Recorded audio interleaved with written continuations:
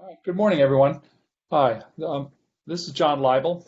I'm doing the presentation today basically on how DNS in particular can be used as uh, a funnel, if you will, for very malicious activity in networks. Um, Anybody work with DNS, generally speaking, on the call? Is DNS new to everybody, or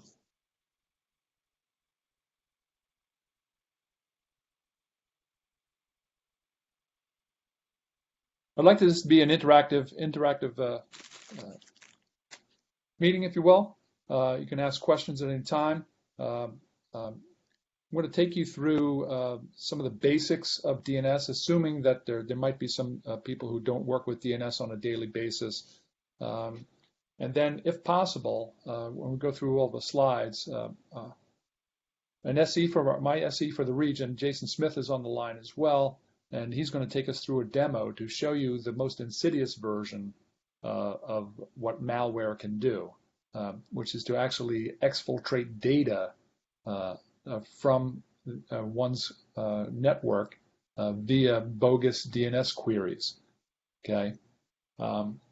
Again, I'd like to make this as interactive as possible. So if you have questions, feel free to pipe in. My name is John Leibel. I'm the account manager for a company called Infoblox in the area. It just so happens that Bucks County Community College is a customer of ours.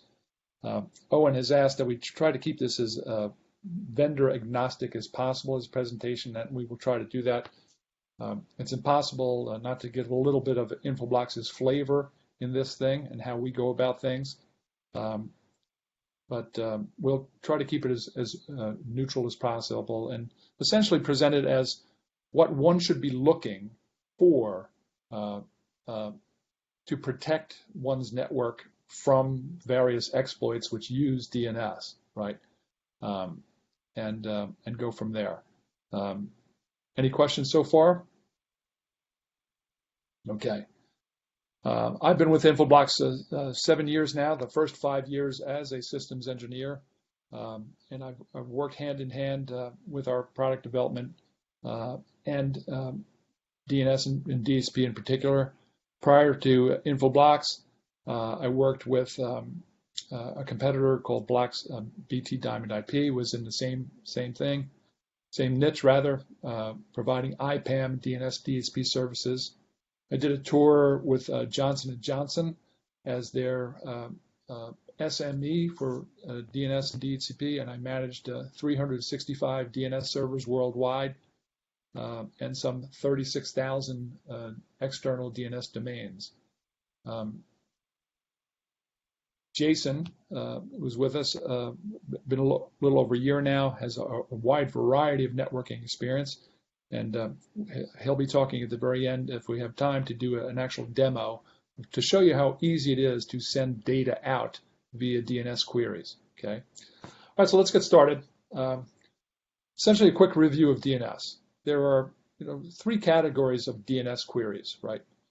Internal, which allows one to look up the printer that's in their department or given applications or services in the network. Everybody knows easy names to look up. DNS essentially resolves name to IP address, right? It's at the core of all network communication. Everything uses DNS to find something else on the network by name and resolve it to IP address. External DNS is what companies have facing the internet. Your external web servers, for example. When a customer, looks up Amazon.com, DNS tells you how to get there, right? And Amazon DNS servers tell you how to get to their web server so that you can start communication and view their web pages, right? So it's all that lookup that DNS does. Now, recursive is a very specific kind of DNS query, whereby your internal devices, when they're looking to find things on the internet, query your internal DNS server and say, hey, find where this exists on the internet. So it's generally speaking outbound DNS traffic. Okay. And rather than your client go directly to the internet to find it, you hand that query off to a DNS server, which does a recursive query and then handles the workload for you, right? And then eventually returns the answer. DNS is hierarchical, right? The way that DNS is structured out there in the world, whether in your network or on the internet, it's a hierarchy, right? From a DNS perspective, there are what we call root domains, and the root domains are the dots. The actual dot at the end of a DNS query, right, indicates root domain. Those root domain servers know all the next level domains, edu, .org, .com, right, etc. Those domains then know the next level domain, so independent company level domain, like Amazon.com, okay, Verizon.com, okay. So the root servers will take you to the first level domain servers, the .coms, the .edus. Those servers will take you to the next level servers, and then those servers internally, okay.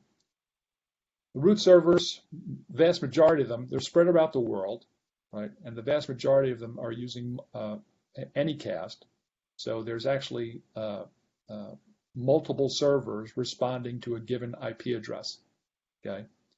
And those servers then take you to the lower level domain. So the root servers, again, worldwide, know the first level servers, okay?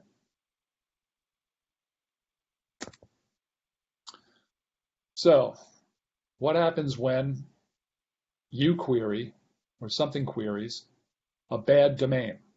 Now, in this case, Jason happens to be a very reputable person, but if his domain was up to no good, and you were to type www.badjason.com or click on a link that takes you to badjason.com, okay, your DNS server is going to say, I don't know the answer to that, but I'll go find it, right? I'll find out who's authoritative for it, okay? And here's where it gets tricky. What if it's not a legit DNS query, and we append data to a query that says, take me to badjason.com? Well, the reality is your servers will follow that recursive lookup, start from the root servers, then go to .com, then to badjason, and that bogus query will get to badjason's servers that are pretending to be DNS servers and are really just aggregating data, right? They're just capturing data that's coming out.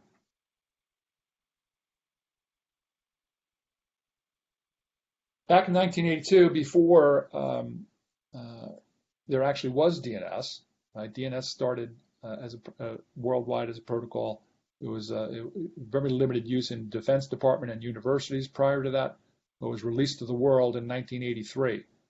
But there was a movie back in 82, still one of the most widely viewed movies today, E.T., and E.T. phoned home, right? And essentially that's what malware does at some stage. It phones home to the bad DNS server, something pretending to be a DNS server, right? To either exfiltrate data or gather more instructions or pull down malware. Malware has to phone home at some point, right, in one form or another. In a recent Cisco study, they determined that 91.3% of malware uses DNS at some stage in the attacks. And at the time, more eye-opening is that only 60% of organizations monitor DNS traffic, outbound DNS traffic. Okay? Just so you know, it's not easy to monitor outbound DNS traffic. The amount of logging that goes on is overwhelming, and a lot of organizations don't even have capacity to log DNS. Right? It requires a lot of space to do so. And it's a real hog, CPU usage and memory on a given box. And it's very easy to overwhelm a DNS server with DNS query logging. Okay. Questions so far? Is this new, how DNS works for anybody? Was that helpful? Okay.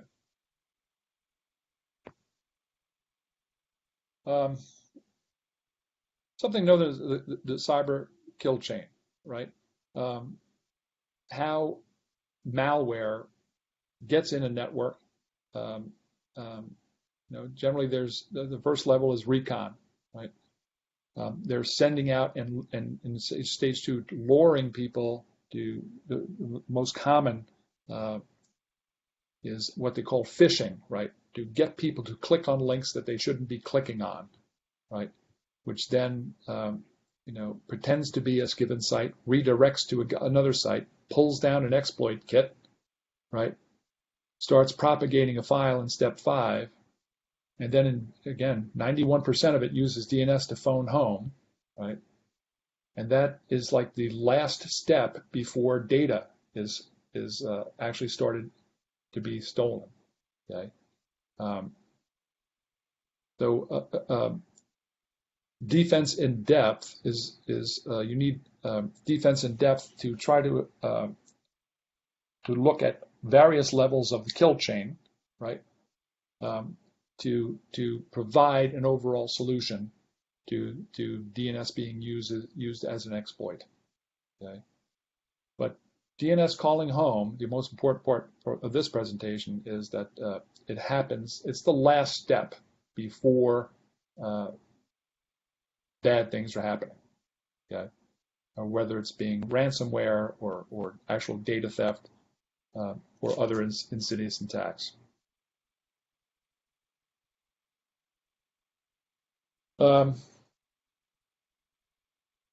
Dwell time. That same Cisco study said that at the time, it could be 6 months before an exploit is detected. A lot of damage can be done in 6 months, right? Another piece of that is what people should look for in an overall DNS security solution is lateral movement. It's not just the outbound traffic, right? It's what happens on the network. That same malware uses DNS to move left and right within your environment, right? To crack into the things it's trying to exfiltrate, right? So being able to detect, keep an eye on lateral movement via DNS is just as important as the traffic going out. And once they've phoned home and get instructions from the home server, then they're trying to spread that virus laterally and trying to learn more about your network laterally to learn, say, where the PeopleSoft software is to crack into, right? So outbound traffic and lateral movement are very key pieces to the puzzle.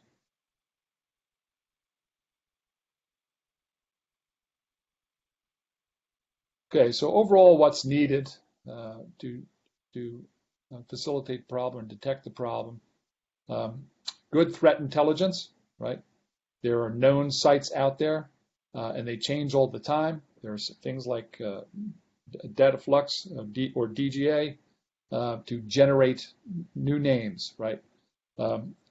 If we know where the bad people are by IP address, that's easy to block, right? It's the constant changing of names that's a real issue, right? So having up-to-date threat intelligence that's staying on top of where the bad people are, very important. The ability to rapidly triage an environment, to detect a problem, to detect lateral movement, to detect data going out the door, right? Real important to be able to not only know that it's happening, but where it's happening, who's infected, how deep is the infection, how far have they spread laterally. Detecting, blocking that, and sharing data is the third instance here, which we call security ecosystem.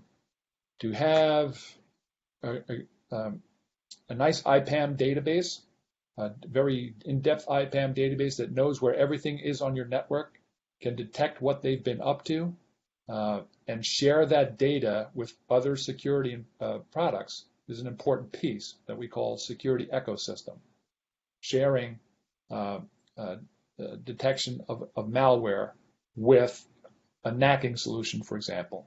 Sharing that data with a vulnerability scanning solution. Sharing that data with an endpoint data solution. So you can increase the value and kill chain of those third-party vendors as well, right?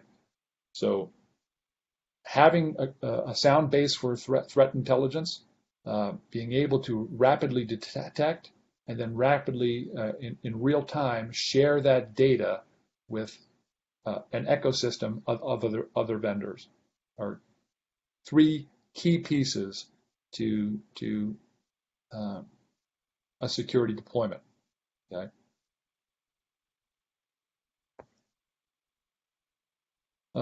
Well, why you would need a commercial DNS solution?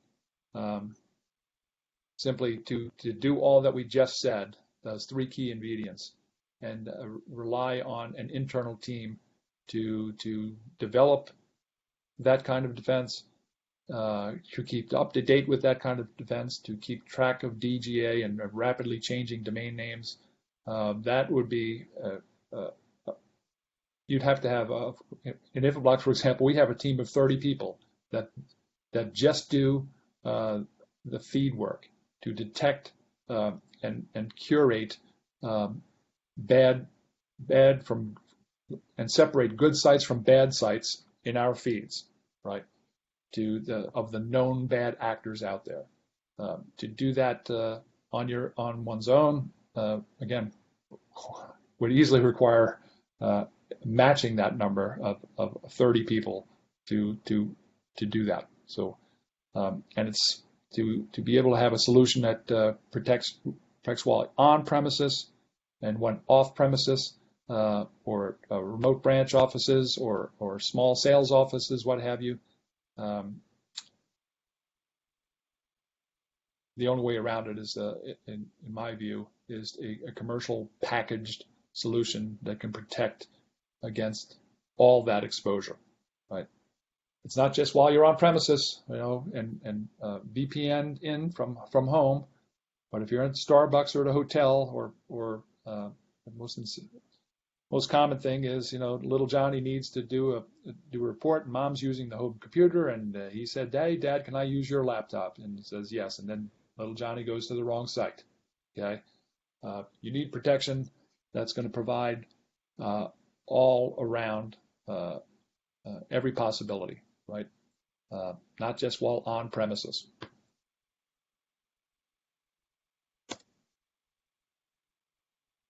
So a multi-pronged approach to threat detection. There's reputational. So there are known bad sites out there, right? There are some countries that have teams that work 8 hours a day in 3 shifts, and their only duty is to find a way into and perform corporate espionage, right? They're out there, they're after data, it's real, it's invaluable, and they're after all kinds of data, whether it's company data, your data, when you last got checkups at the hospital, what medications that you're on, what you buy, okay, what you use to buy, right? Stealing your credit card number is it's low risk, right? Stealing a car these days is high risk. Stealing your credit card, hard to find, hard to detect, and much lower risk, okay? So everybody's out there after data theft, whether it's governments in other countries, whether it's cyber criminals, they're all after it. Okay? So reputational data, then you have certain signatures, right? We'll talk a little bit later about DNS tunneling and how certain sites, like Iodine, for example, have a signature that allows them, or they actually sell instances for people to get around network security software by opening up a DNS tunnel, okay, which involves creating a TCP connection, which allows them to then just send data out through a bogus DNS tunnel, okay, which is supposed to be about returning legitimate DNS answers, but with a DNS tunnel, we're opening up a TCP port to extract or just even infiltrate data, not just exfiltrate, but infiltrate data, and bring it back into an environment. And if you want a real shock, go out through the Iodine site and see customer testimonials where people are bragging about how they downloaded Iodine and they're getting around their network security team, and the network security team has no idea that they're doing it. It's pretty scary. Okay. Another important piece is behavioral analysis, and this is something that really separates Infoblox from a number of people in the environment. To look at DNS queries in depth, looking for bad behavior and machine learning on the fly to detect bad behavior. It's one thing to know the latest bad domain name, but it's the unknown domain names that are out there doing bad things, infiltrating and exfiltrating data in real time that we don't know about yet. We have to learn about on the fly via behavioral analytics. That's a very important piece to an overall solution as well. So again, reputation, okay, based on the past history of given sites and given domain names they've been responsible for. Okay, signatures, telltale signs that they're people like Iodine are opening up DNS tunnels, and then real-time behavioral analysis of DNS queries to detect problems happening right now from previously unknown sites. Questions so far?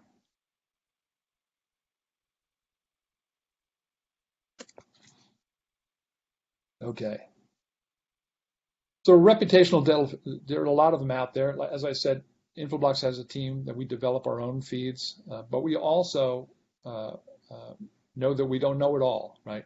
We acquired a company called Internet Identity Service that had been providing feeds to the governmental agencies for years, but we also include in our feeds some others that we obtain elsewhere, like Serble and Serble Fresh, but we can also include CrowdStrike and Farsight amongst our feeds as well. Okay, so you want, and you don't. There are a number of people who provide feeds, right? So, but you want a broad range of feeds. Give you some idea. I think the last number I saw in our base level of feeds, there are some 8 million sites out there. 8 million. Okay, it's a lot of data and feed data to digest and have in the form of an RPZ zone. Okay, so it's important to know where you're getting your intelligence data from. What is their reputation? What is their experience? Okay, what are their hit ratios? Okay, real important stuff when you're making a decision as to what you're buying in form of feeds. Okay.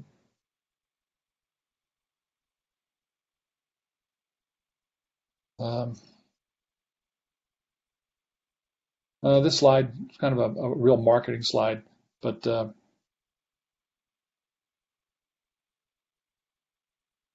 how do you acquire those feeds? How easily is it to do? In Infoblox Solution is the main form, and this is not just us. We came to market first with it, but others have copied it. There's a construct called a response policy zone, which is originally developed for bind servers, but Microsoft can now do it too. Okay, whereby you pull down a known list of bad actors via zone transfer, and it's in essence a list of bad domains in a given zone or zones on the DNS server that's generally in cache. Okay, It's not written to disk, but it's in cache, so it's easily updated. And if anybody out there has worked with DNS and knows how zone transfers work, for the most part, it's instantaneous. There are notifies, and I won't go into depth about how zones are transferred, but it's readily acquired and distributed to your DNS servers. Okay.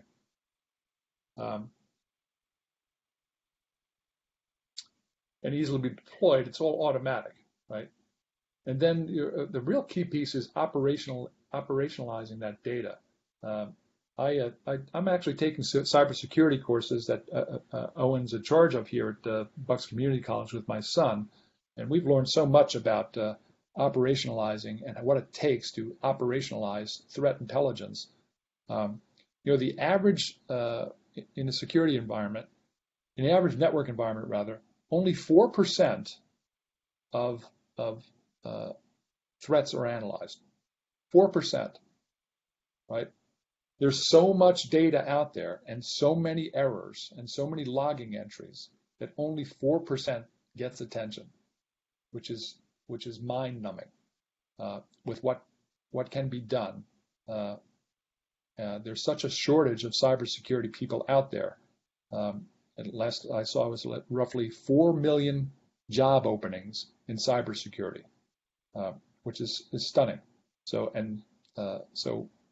Which again, we go back to that statement I made earlier about how cybercrime is so low risk compared to actual physical crime. It's pretty stunning. So being able to operationalize and filter through all the traffic to focus on the really critical events and operationalizing that threat intelligence data is another key, okay? Something you should be looking for in your environments. Okay, so triaging and focusing in, right? In a complete, again, I'm going to go a little bit evangelical on InfoBox, but you should compare this to solutions that you have, right? You want to be able to detect and fully integrate all this data. You want to be able to track IP address to MAC address, user login, right? Switch port that people are on, okay? Where they are now, where they were an hour ago, where they were 2 months ago, okay? Everybody has laptops and be able to piece together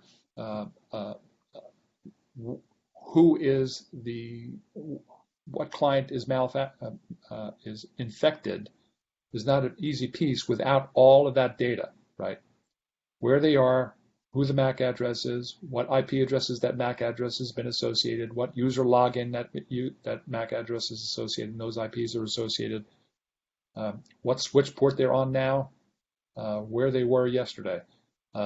We've had customers, and a number of our customers are school districts and educational institutions like Bucks Community College, where we've actually had the FBI show up, and they want to know who has had this IP address for the last 2 years.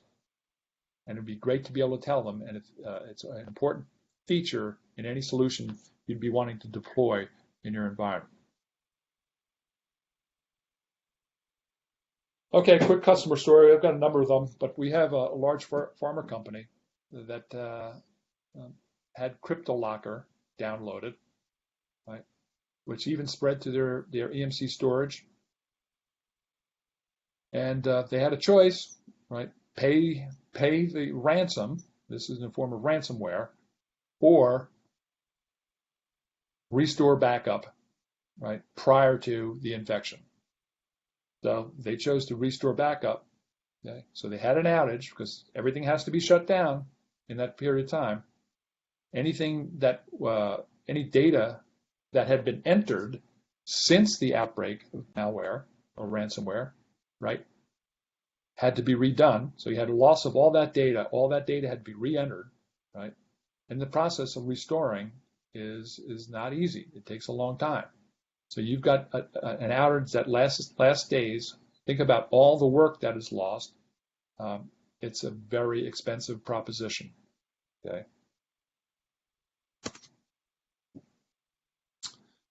All right, DNS, DHCP, and IPAM data goldmine. As I hinted before, the ability to tie everything together in a solution is important.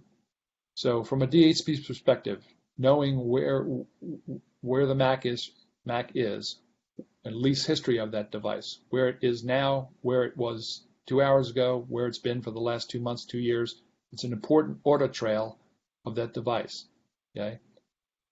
In an example that we'll show, it's not necessarily malware that's up to it. Sometimes employees are up to no good too. Okay, so it's important to be able to track who, what, and where. Okay. From an IPAM perspective, you want a solution that can give you everything that you need, right? And track every static address on the network, every dynamic address on the network, right? The history of that network.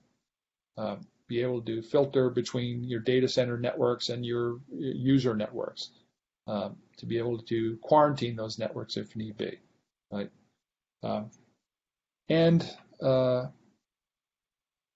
Important piece is metadata, right? Be able to, in an IPAM database, have metadata attached to your network, so you know who owns that network, who might own a given DNS zone, right? In large corporations, we have some customers, Jason and I, with 125,000 employees that are worldwide, right? To be able to look in IPAM and focus in on, well, what region of the country is having, what area of the world is having the company, what is having the issue, what floor, what building, right? Who owns that network from that we can get on the phone, right? Be able to have that data at your fingertips in a complete IPAM solution is an important thing. DNS audit trail, not only knowing what they've queried outside the network, what they've been trying to query inside your network to laterally spread malware is an important piece. Okay? There's so many, you've got the BYOD, people are bringing phones and their own machinery to network. Okay? Being able to track that, know where everything is and who owns it at any given piece of time is really important. Okay, and have that audit trail of those pieces on your network.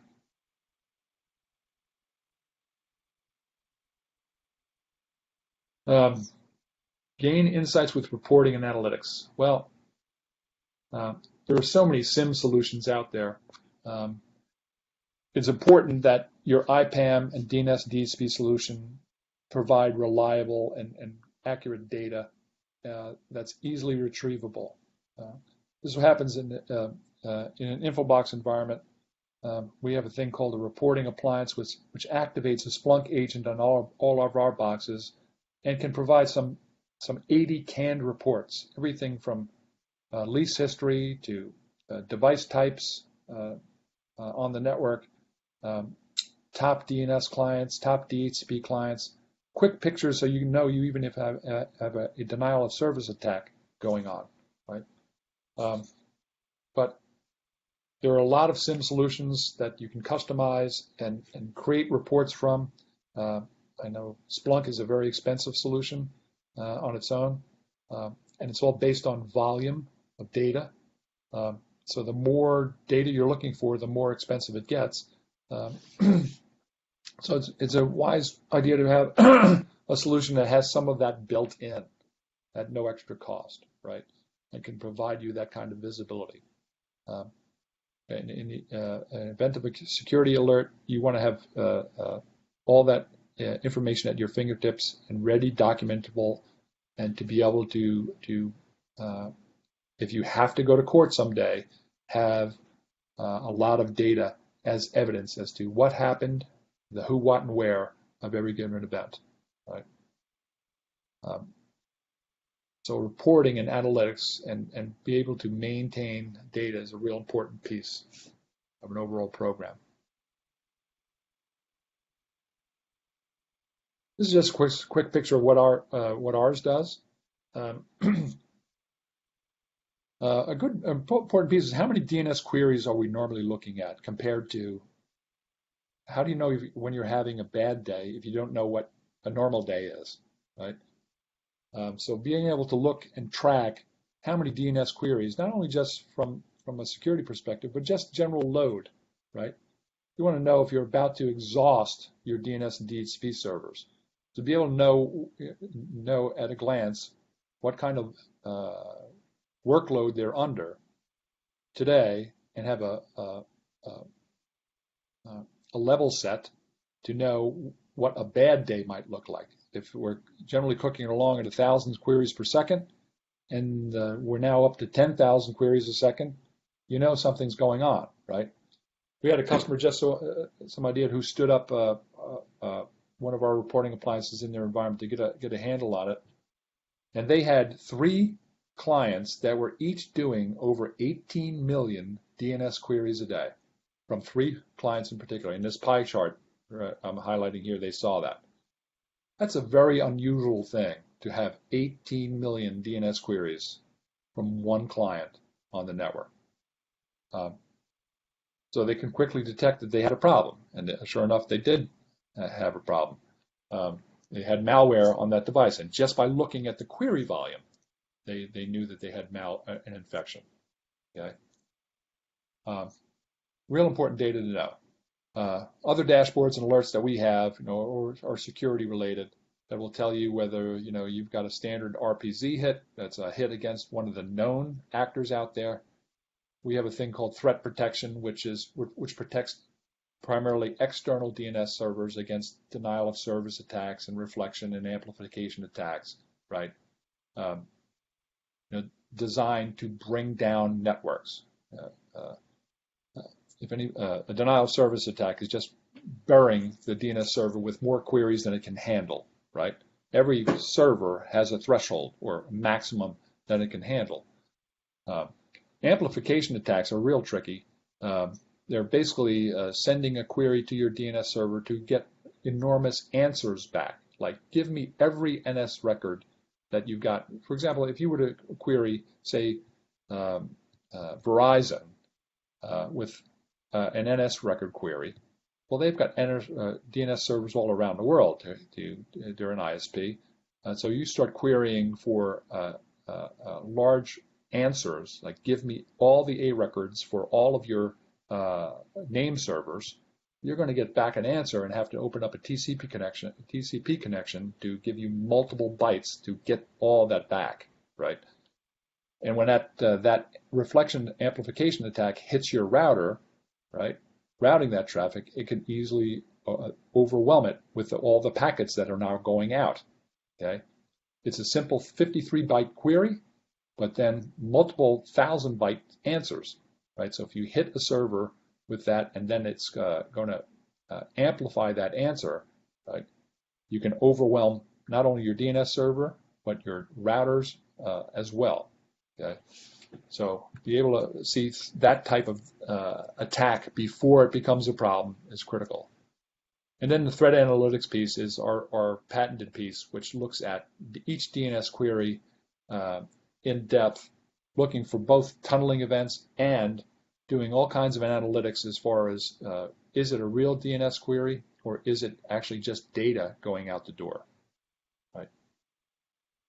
Does the outbound query strike a pattern, whether it's a language, a sequential data, threat analytics or threat insight, but it looks at that in particular. Okay. DHCP fingerprinting and lease history. We talked a little bit about lease history before, the importance of knowing where a device is now, where it was an hour ago, where it was later, to build your trail, if you will, an evidentiary trail. But DHCP fingerprinting is another nice piece. Each DHCP client is unique in what it requests from DHCP, right? One, it's going to include a vendor ID, so we'll know what type of device it is. But even within a vendor, the DHCP options that one client asks versus another create a unique DHCP fingerprint. So not only can you tell where it's been, but you can know exactly what type of device it is. And you can make intelligent decisions based on that device. We had a client recently that turned on DHCP fingerprinting and discovered that their night crew, rather than working, they were all bringing in PlayStations and playing games all night, right? Um, nice little piece to know. In universities, with dormitories, you can segment, your PlayStation networks from from a quality service perspective, from your database networks, right? To make sure that given networks are not overwhelmed with unnecessary traffic. So it's a nice piece to know, DHCP fingerprinting, and to my knowledge, we're the only one using that technology at the moment. What's on your network? To be able to not only make intelligent decisions as to how you allocate traffic and quality of service for those given networks, but maintaining and knowing everything about your network is important, right? What types of devices you have, what users are logged in, are they legitimate devices that should be on your network in the first place, okay? That goes beyond the scope of Infobox. Really, we're not a NAC solution, but we integrate well with NAC solutions. But having NAC solutions out there is an important piece. You only want your legitimate customers on your critical networks, or your legitimate clients, I should say, on your critical networks, and not guests who could be up to nefarious things. Okay. It's important to know who and what is allowed on your network, and segmenting, what you're being nice and allowing guests to see are two very important distinctions, and a key part of network security. Okay, tying into that is being able to discover what's on your network and compare and contrast with what you thought was out on your network in real time, right? So to verify, one, even in a best IPAM product, and Jason and I have a customer that they use our IPAM database, but they haven't been following the rules with regard to using metadata. So, for example, you have people in Asia Pac that are grabbing networks that were put aside for the U.S., right? And their network now looks like a big bowl of spaghetti. They've been using metadata improperly, and networks that's supposed to be in the U.S. are showing up in Asia Pac, and they're having to do a whole re-IP project to correct that now.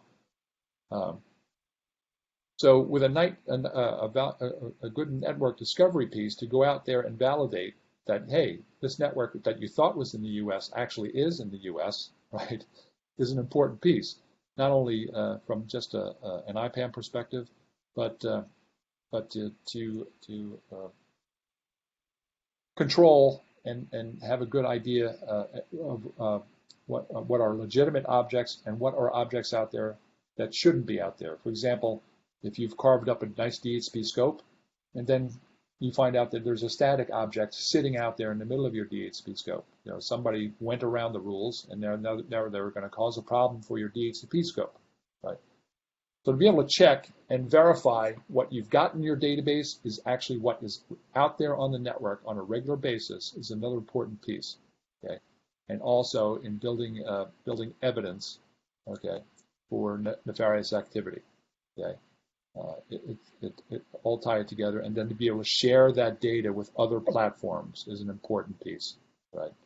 You share that with your wireless and SDN networks and cloud networks even, to tie them all together in one platform and be able to routinely discover and verify what's out there on your network. An important piece you should be including in your overall plan. So you can learn a wealth of data from a good discovery tool, right? What's out there from the MAC address, what user is associated with it, what type of device it is, right? Oh, sorry, I didn't mean to do that. What type of device it is, when it was first discovered, when it was last discovered. Okay. A big thing about IP address management is keeping that database up to date. People are very good at requesting a new IP address to build a new server, and they're very bad about telling you, hey, I decommissioned that, right? But it's using up IP address space. So to have a tool that will go out and do discovery and then even compare it to first discovered, last discovered, when it was last discovered in DNS as well, so you can create auto reclaim of that space is a great idea, right? So there's a number of great things that can be done with regard to automation and building and maintaining a complete IPAM database. Okay? Some of the data that can be found, discovered, listed here, right? A wealth of information, right? Is important data. Even for network teams, port speed, port VLAN number, okay, and automate so that you can know exactly where these pieces are in your network throughout the world in larger environments. Okay. Great data to have at your fingertips, and things that you should be looking for in an IPAM solution. And the ability to share that data with others. At Infoblox, we have what we call an outbound API, and we're STIX and taxi compliant. We have REST Perl APIs, WAPI APIs, and we can share data in real time with a number of other types of solutions, which shorten the kill chain and return the ROI of those investments as well. We can integrate from a NAC solution with Aruba and ClearPass and Forescout, from vulnerability scanning with Qualys, Rapid7, Tenable, Carbon Black from an endpoint solution, McAfee from an endpoint solution, and tie that all together to alert those solutions that we found something. Even from a basic IPAM solution, it's good to know for vulnerability scanners if a new static address has been created, a new network, and more importantly, if it's a DHCP object that's on your network that has never been seen before. Anybody out there work with vulnerability scanners? You know that it could take a while for a vulnerability scanner to find something new on the network. They're real bandwidth hogs, so they can only be turned on and run periodically, right? They're not on running all the time. So a mobile device that's moving from here to here and here to there and can be up to nefarious means, it could take them a while to find it. With a good IPAM solution, you can tell them in real time, there's something new on the network, scan it now, okay? And how about from a DNS security perspective, we found this client, which we didn't know about yesterday, was trying to exfiltrate data. Vulnerability scanner, you need to find out what process is running on there so you can update your process and start scanning other devices to see if that process is running, right? NAC solution, quarantine this device automatically and let everybody know that you did that, right? You want a solution that can share data with as many other vendors as possible, particularly vendors that you're already using, right? You don't have to go buy a new one just to, or custom make a solution or custom code a solution to make it work. The more vendors that a given vendor interacts with, the better off that you'll be in the long run from both a kill chain perspective and from a cost perspective.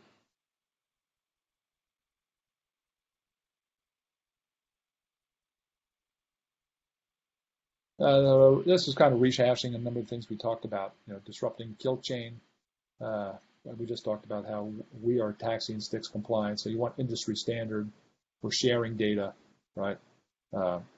And just protecting against some of the attacks that we've talked about so far, and granting that overall visibility in real time.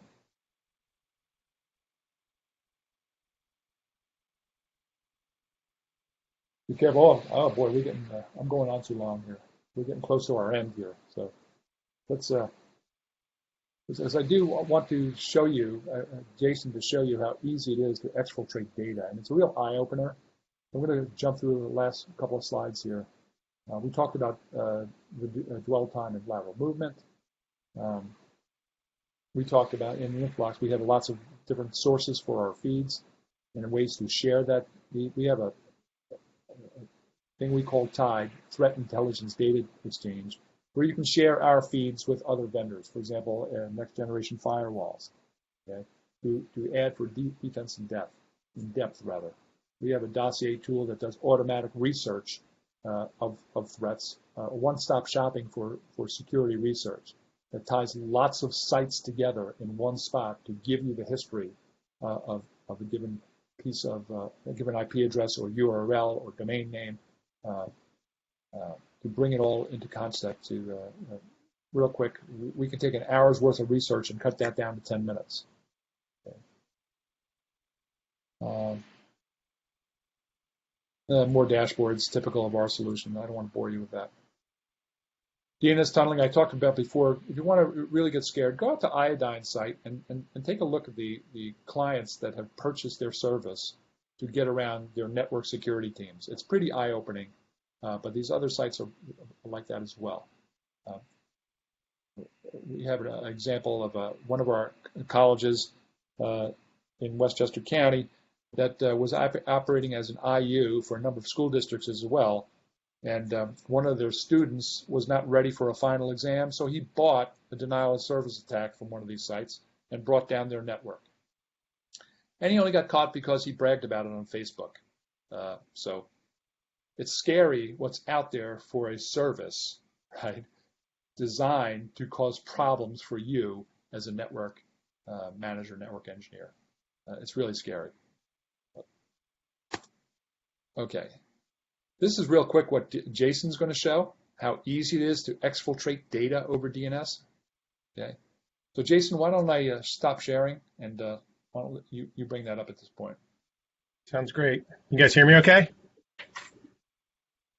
Yeah, I can, Jason. Okay, great. Owen's nodding his head, so he can hear you. All right, excellent. So as you'll see, I'm on a similar portal to that slide that John just had up. And this is what we use to demonstrate data exfiltration. This has been designed to do exactly what John was talking about regarding passing data as DNS records right out port 53.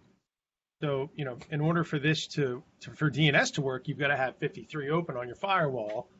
And in order for that to get out and make those recursive queries out to the internet and the rest of those root servers that John talked about in the beginning of the presentation, you've got to have a way to do that. And the bad part about that is that malicious actors can then, of course, leverage that same capability to use that as a communication channel within your inner and outer network via that port. So what we do with this data exfiltration demonstration is I'm able to actually use a data exfiltration tool here. And effectively what it's going to do is help me develop a script, which will take a file directly from my desktop here and transfer it up into a web server. What it's going to do is break that file up into particular DNS records. We'll use text since that's what we're speaking about, but we can do any of the common DNS records, A records, CNAME records, etc., and send it right up to our transferred file messages. So just to give you a quick look right now, sign back in, excuse me. So just to give you a quick look, right now there's no messages transferred here because I haven't done anything. So what we're going to do is use this to generate a script, and there's just at the bottom I want to highlight, these are the record types that I was referring to that we can choose to send it out as. Like I said, I'll do a text record because that's what we were talking about as the exfiltration method. As part of that, what I'll do here is go in and I'll grab a file, and we'll just choose this one. And I'm going to leave this here. I'm going to tell this to generate a script. When it does, it brings up just a simple 2.5-line shell script right at the bottom down here. So I'll copy that script. Then I'll open up a terminal connection.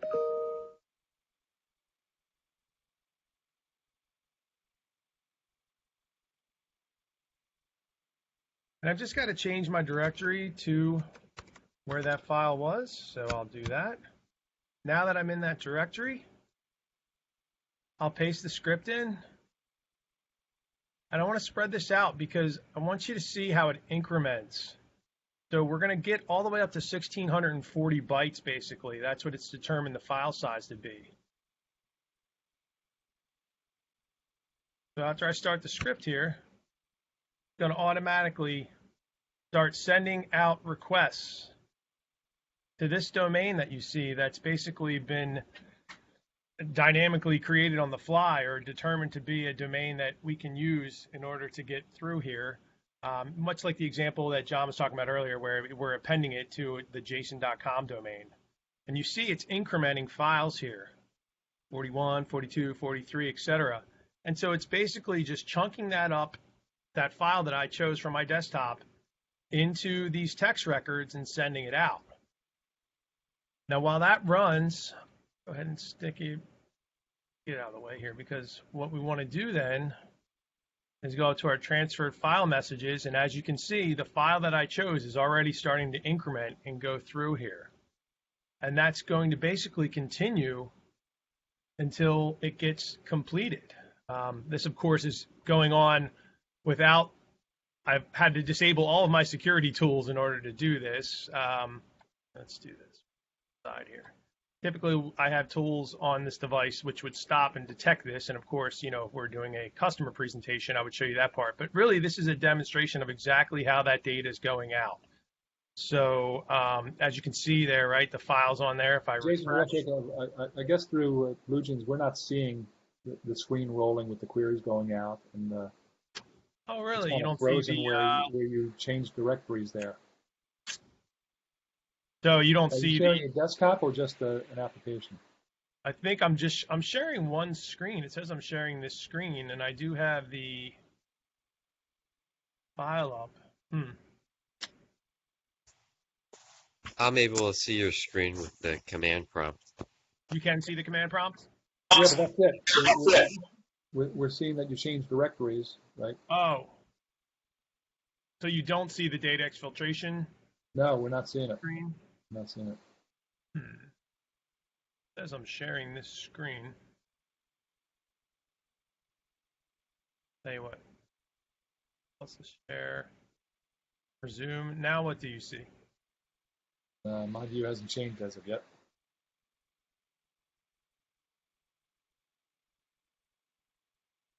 I still see the website along with, it looks like a command prompt window open. Oh, Title. okay. So you're able to see both. That's what I can see on my end. It's not an active command prompt window. It's just sitting there. Oh.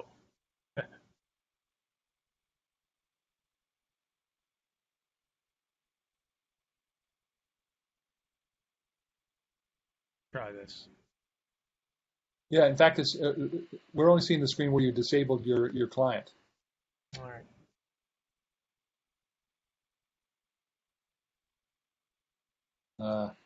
What time check? Stop sharing. I'll try to reshare and then.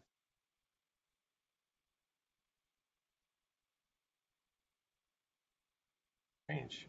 Won't let me. Let's click here to start sharing this screen. If I do that, now do you see the data exfiltration portal? Now we see it. Yep. So then you see a refresh. It's incrementing. Now if I click onto the terminal. There we go. Now we see it. Okay. It's strange. I guess it was, you know what? I think I opened the terminal on my other monitor and it must have not transferred over properly. Apologies, everyone. Kind of new with this BlueJeans application. Anyway, as I was saying, right, you're seeing an increment. We're just slightly ahead here. We're at about 600, 620, 630. And it's breaking that file up into text records. And again, you see the increments starting to happen here as well. If I refresh this, it'll keep going through, and it's going to basically hit a point where it accomplishes the entire file. As I started to mention before, I've disabled a number of our security tools that I have on here. And typically, this would only be the first half of a demonstration, right? I'll show you how it can be done, and then I would show you how we would protect it. As you can see, I've turned off our client and some other tools here But this is effectively showing you exactly what John was talking about. And again, as you saw, just one simple 2-line shell script. When this completes, it'll be done. The file will be there in its entirety. And basically, if I click on it, you'd be able to see the entire image once it completes.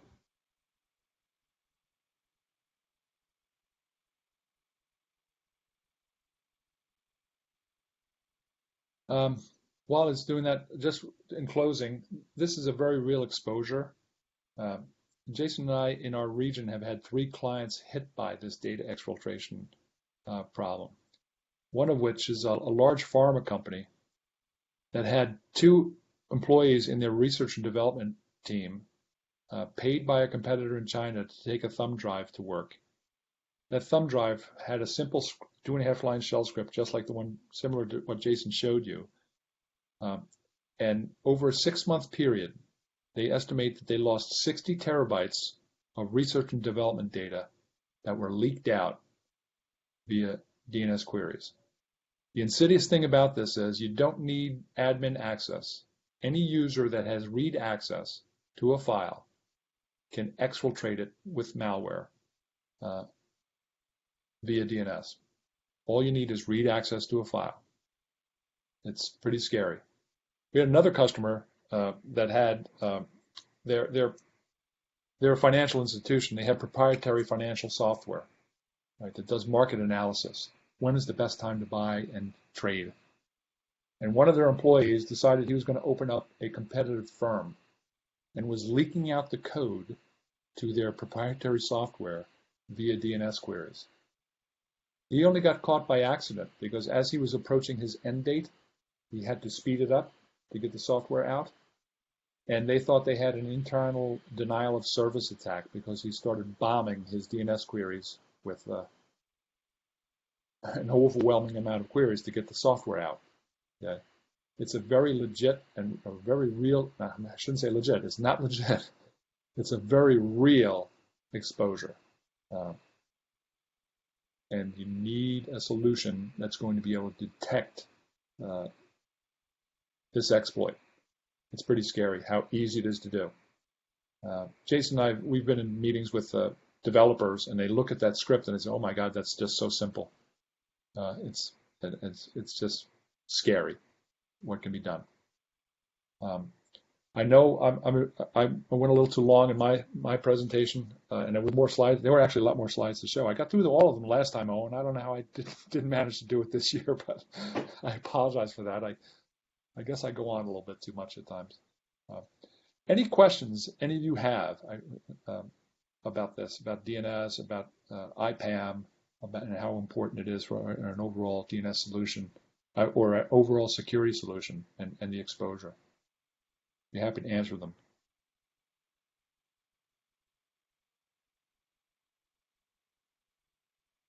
I thought the presentation is very informative. We went a little over. I apologize for that, Owen. But That's okay. no questions, everybody? Okay. One last shot. I did happen to mention that my son and I are attending cybersecurity training here at Bucks Community College. It's a great program, great instructors. One of my other customers, Matt Fredrickson from Council Rock School District, the head IT guy over there, is one of the instructors, and they do a great job. And cybersecurity training, there is a shortage of some 4 million people out there. That's a good area or niche to get into.